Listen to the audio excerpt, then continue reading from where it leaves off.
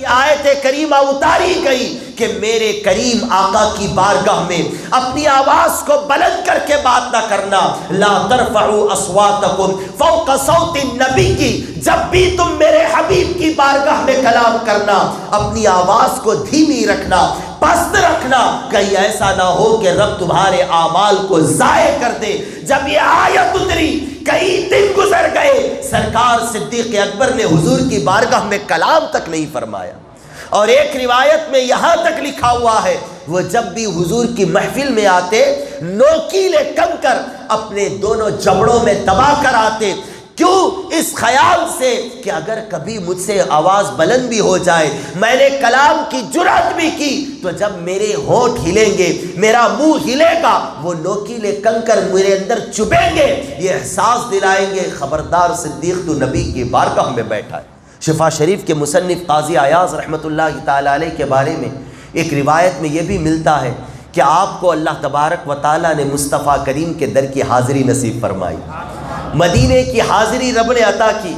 آج ہم لاکھوں ڈال کر، ہزاروں ڈال کر، لاکھوں ڈال کر آرزوؤں، منتوں، سماجتوں، دعاؤں کے ساتھ مصطفیٰ کریم کے روزے کی زیارت کے لیے جاتے ہیں. اس در کی حاضری کو اپنے لیے باعث نجات آخرت سمجھتے ہیں. جب قاضی ایاز رحمت اللہ تعالی علیہ کا بلاوا آقا کریم کی بارگاہ سے آیا، قاضی ایاز مدینہ پہنچے، مسجد نبوی کے باہر کھڑے ہو گئے. مسجد نبوی کے باہر کھڑے ہو گئے. لوگ آنے جانے والوں نے پوچھا قاضی ایاز یہ کیا ہے، آپ یہاں تک آ گئے، اندر کیوں نہیں آتے؟ کیا پیارا محبتوں والا جواب دیتے ہیں، ادب و احترام سے معمول جواب ارشاد فرمایا. وہ جواب ایسا ہے قسم بخدا قاضی ایاز کے جواب کو اگر سونے کے حرفوں سے بھی لکھا جائے یقیناً سونا پھیکا پڑ جائے گا، قاضی ایاز کا ادب بالا ہو جائے گا. کیا بیان کرتے، قرض کرتے میری کیا اوقات، میں کیا، میری حیثیت کیا.